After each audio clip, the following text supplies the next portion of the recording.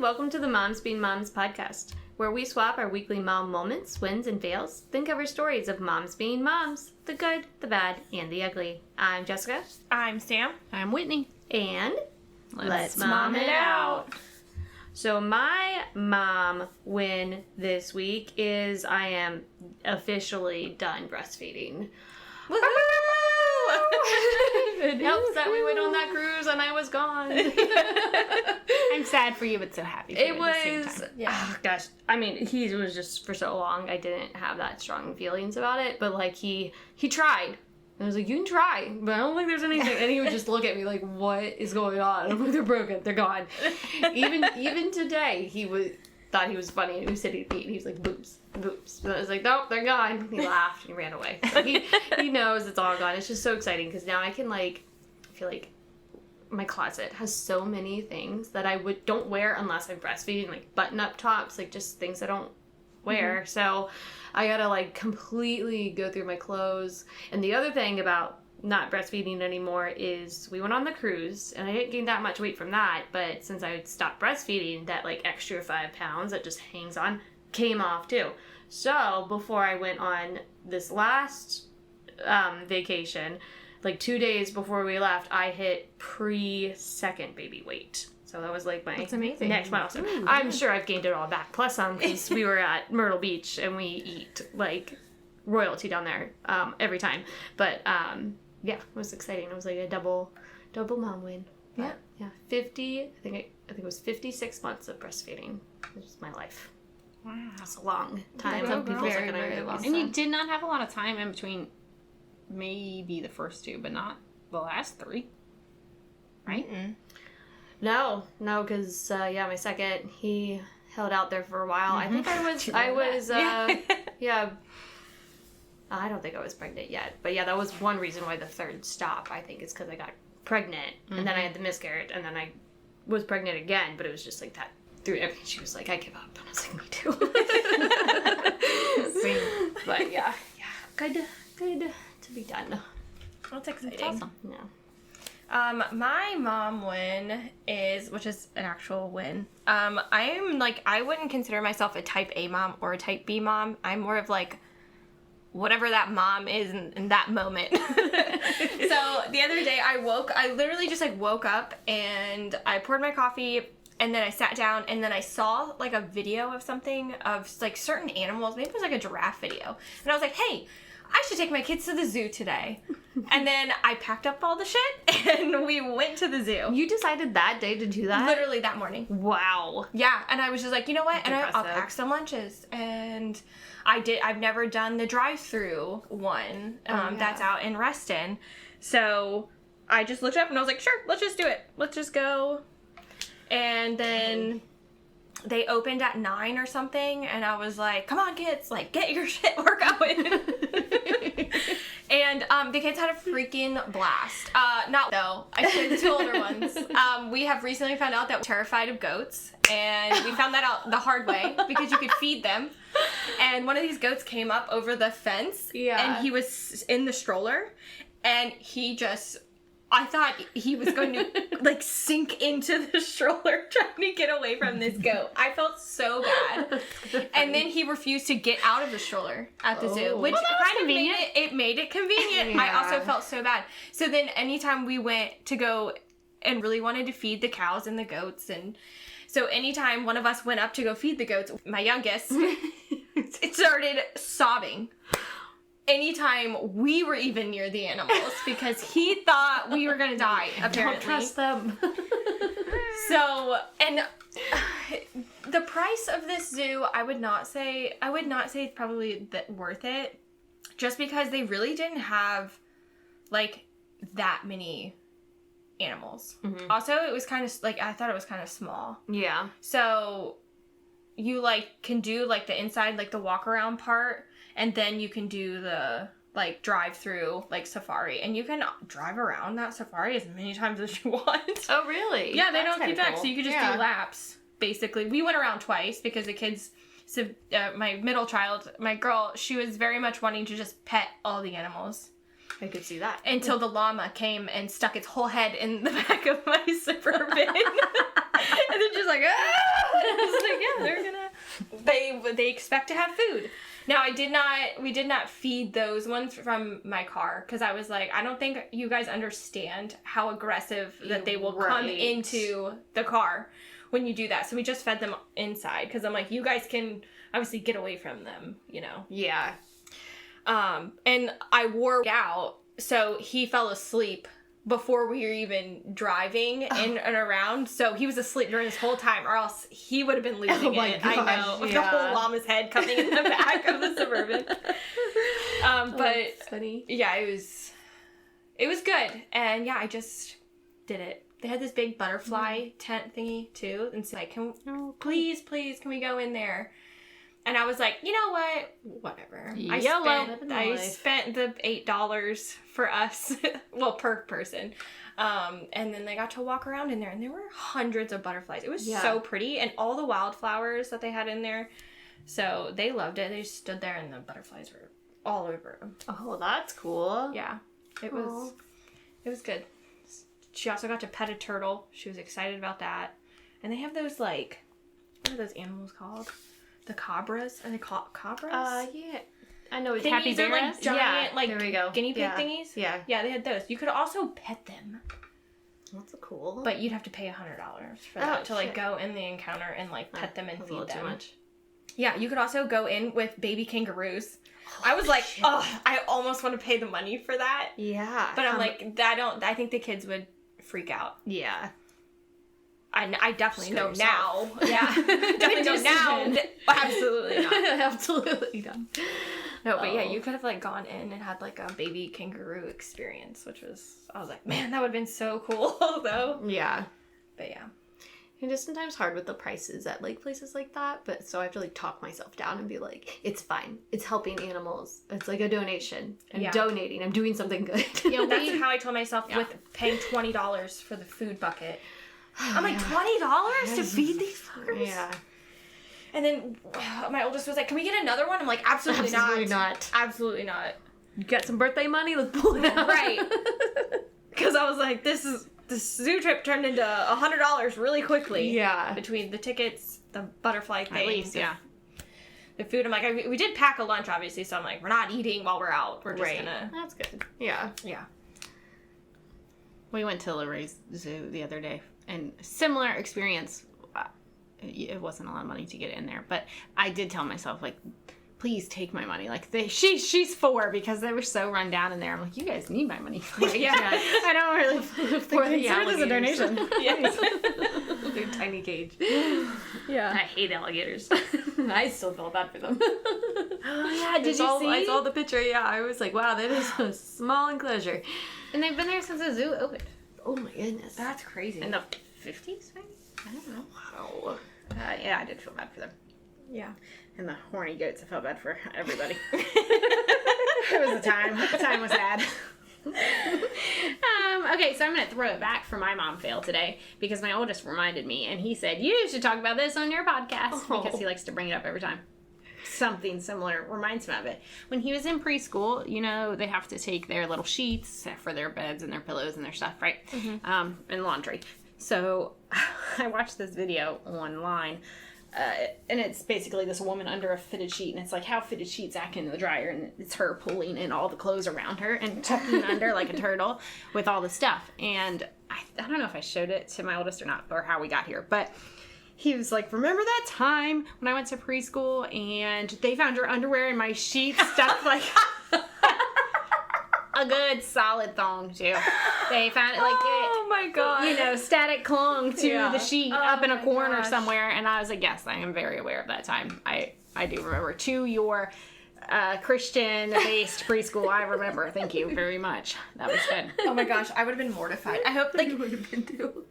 Did they give it back to you? Oh yeah, I forget how the whole. Oh my gosh, just throw it away. Yeah, Like, just I don't think even they tell me. mentioned They it. just put him. They just put him. I think they just put it in his bag. Yeah. And I don't even know that they pointed it out to me, or that when he came home and I was cleaning it out and I found them in there. Like, why are these in here? And he's like, oh yeah, they're wrapped up in my sheets, so they put them back in my bag.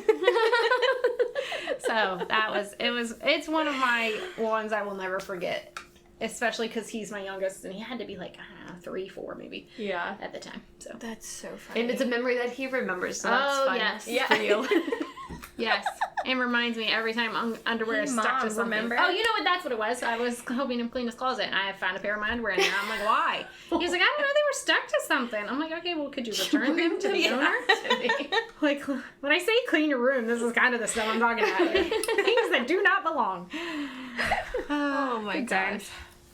So, note to all you parents, make sure yeah. you're checking all your fitted sheets when you send them to preschool. Oh my gosh.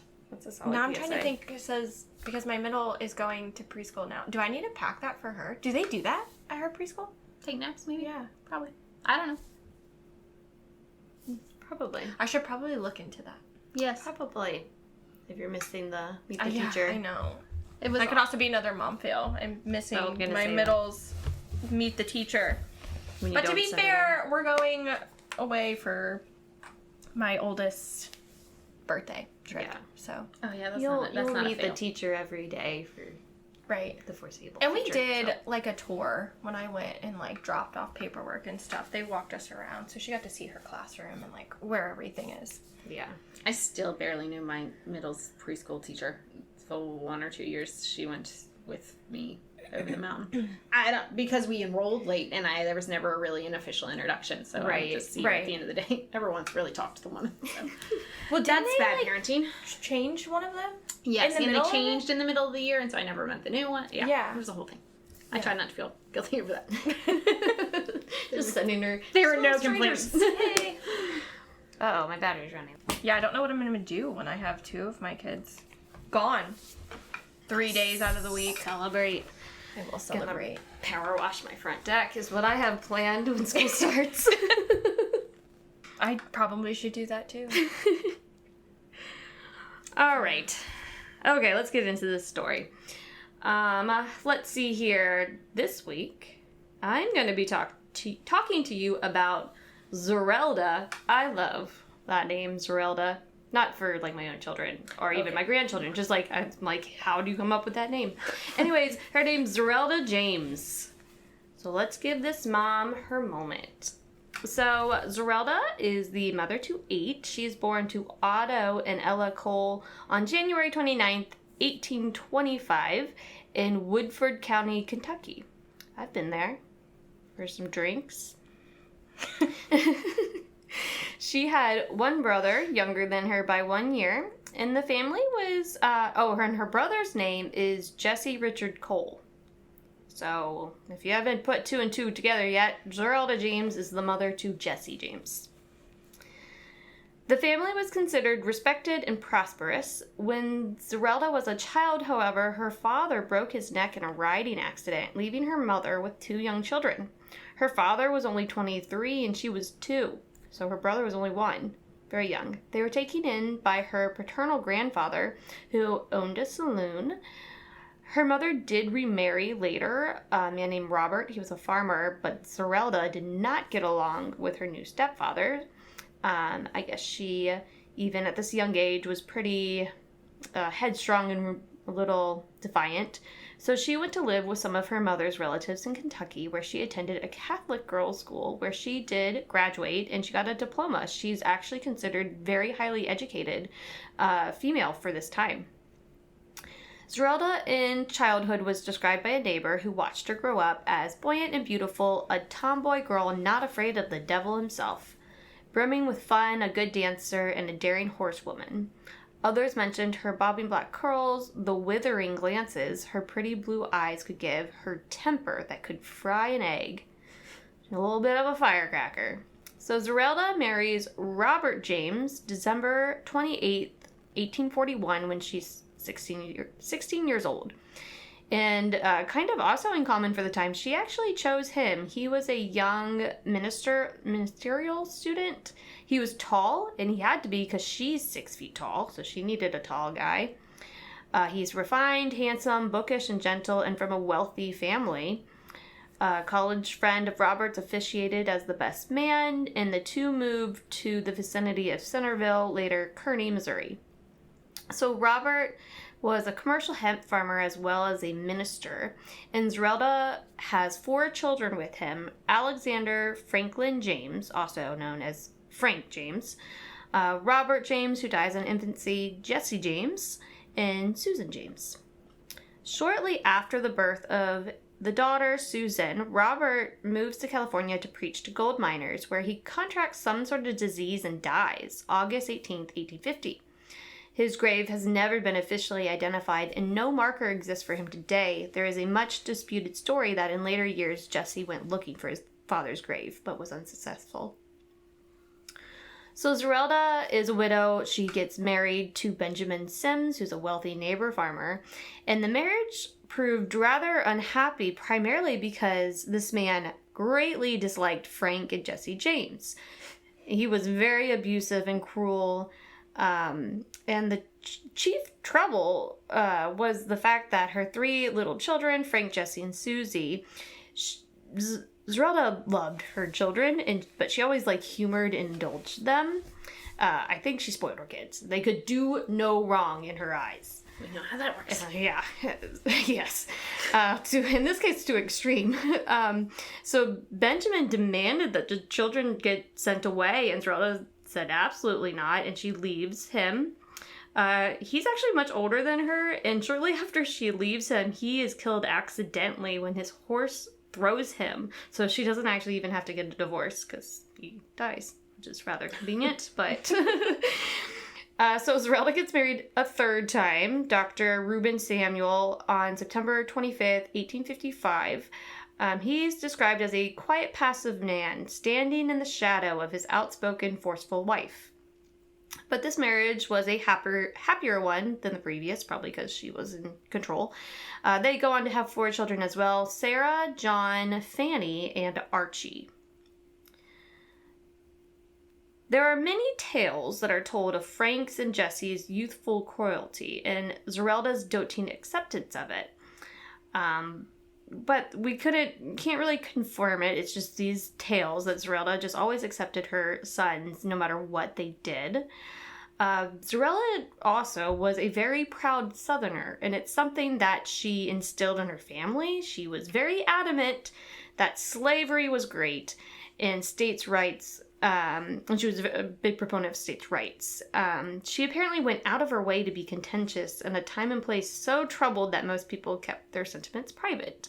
And she encouraged her children to also kind of voice these very strong opinions.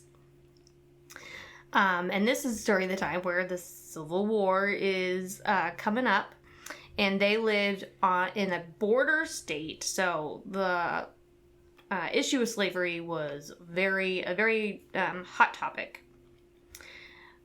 Being Southern proponents, Frank James joins the Confederate Army and later Quantrill's Raiders, which is a notorious pro-Confederate guerrilla group that used some pretty brutal tactics. Zerelda, Dr. Samuel, and Jesse are all suspected of being spies, couriers, or lookouts for the rebels, and they actually might have been. Zerelda herself is imprisoned at least once, and Dr. Samuel as well. The saddest result of these days was brain damage the doctor suffered when he was strung up by militiamen determined to get information from him about Frank. In the summer of 1863, the pregnant Zerelda found her husband hanged from a tree branch. By the time she got him down and revived, he was not the man she had married. Apparently, he couldn't practice medicine afterwards. And now, before we feel too bad for this family, the brothers were participating in some pretty bad stuff. The 2 top things I have is in 1863, there was a raid on Lawrence, Kansas. This raid claimed the lives of roughly 200 civilian abolitionists. And then there's the, I'm not 100% sure how to say this, the Centralia Massacre, where their gang stopped a train that had unarmed Union soldiers on it. These soldiers surrender to them, and then Frank and Jesse's group execute them. So, not doing the greatest of things. So, after the war, they have the Jesse's younger gang. Zerelda makes herself highly visible when her sons were at their most famous. Reporters loved to interview her, and she traveled to Kansas City, Lexington, anywhere to make herself available for interviews.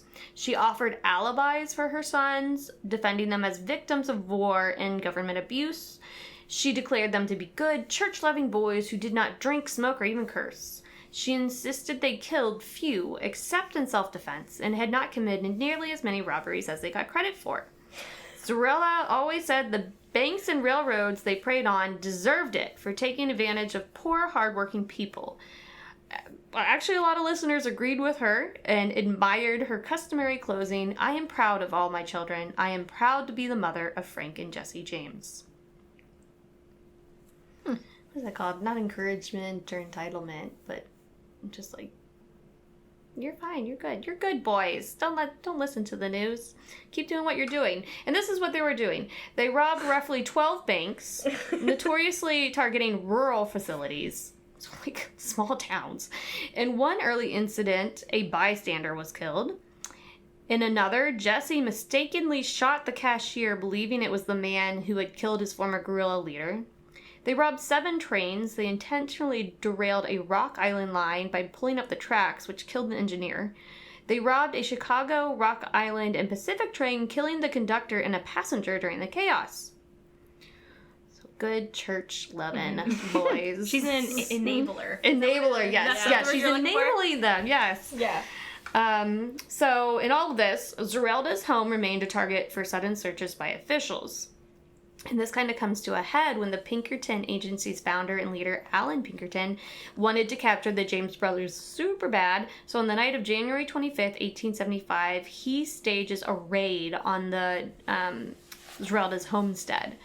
Detectives threw an incendiary device into the house and it explodes, killing James's young half-brother Archie, who was only 8 at the time. And Zerelda's right arm and forearm were shattered. She had to get it amputated at home without any sort of anesthesia. Mm. Afterwards, Pinkerton denied that the raid's intent was arson, but they found a letter in the Library of Congress in which Pinker declared his intention to burn the house down. I don't think Jesse and Frank were even there. So on April 3rd, 1882, Jesse James was shot and killed in his Missouri home by another gang member, Robert Ford. Robert was actually a friend, and he did it to claim the state reward. At Jesse James' death, his mother was among those asked to identify his body. She came at once, saying she had no idea he was actually living so close to her, though he visited regularly. He never revealed where he lived or under what name to protect her, quote unquote. Her words on viewing his body were, "Yes, this is Jesse, all right. Would to God that it were not." She took center stage during the predictable circus of Jesse's funeral. She confronted one of the former friends with warnings of God's vengeance. She screamed at the sheriff who helped engineer his death, "My son has gone to God. Where will you go?" She then takes Jesse home and has him buried about 20 yards from the bedroom where he was born so she could see his grave from the windows or from her rocker on the porch. Zerelda was so worried that someone would come and take him, so she had him buried an extra few feet down. Years later, when Jesse's wife, also named Zerelda, died, his mother had Jesse reburied alongside his wife. Her name is also Zerelda because her and Jesse were first cousins. She is named after her aunt, his mom. Oh how romantic. So sweet. The original footstone is still there, although the family has replaced the headstone. James's mother, Zerelda, wrote the following for him: "In loving memory of my beloved son, murdered by a traitor and coward whose name is not worthy to appear here." That's what his gravestone reads. Wow. So because of his fame, many people wanted to see where Jesse James grew up. So Zerelda charged for the tour 25 cents, and the visitors were taken on a tour of the farmhouse, including a vivid account of the Pinkerton raid in January, showing the remains of the bomb that she kept. The fireplace does not bear burn marks, but there is evidence of which floorboards were salvaged and were replaced when repairs were made as compensation by Pinkerton to Mrs. James for the death of her son and injury to herself. So the tour ends at the grave of Jesse, and Zerelda charges an extra 25 cents to visitors who are allowed to scoop up the authentic pebbles from the grave. Zerelda replenishes these pebbles from the local stream where the boys used to play. She also sells a wagon load of old horseshoes as being from animals her son rode, and she gave her audiences their money's worth by crying and railing about the injustices the family had suffered. She would further play on the sympathies of her visitors by offering to sell old, rusted, often inoperable guns that she said belonged to Jesse before she died, when in reality she had bought them secondhand. She dies in 1911 on a train heading to San Francisco of a heart ailment.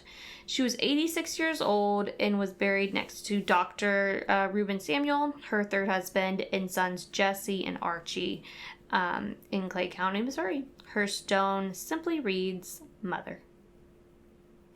What a mom. Yeah. Absolutely. True to the end. Ultimate enabler. Yeah. This government's just picking on my boys. They're just killing a couple people, robbing trains, and small town banks. Church loving. Yeah. Also, I believe in slavery. Like, just a stand-up woman.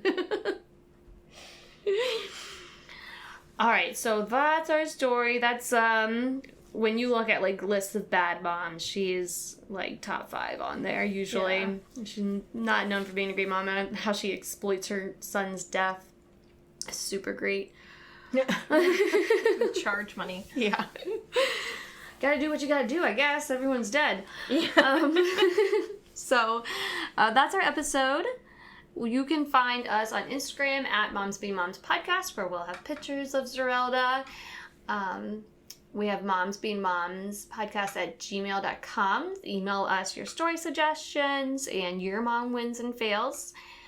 We also we're on all the things, Spotify, Amazon Music, Apple, other podcast places, I'm sure. Be sure to like, review, subscribe, follow, all the things. And we'll see you next time. Mom's out.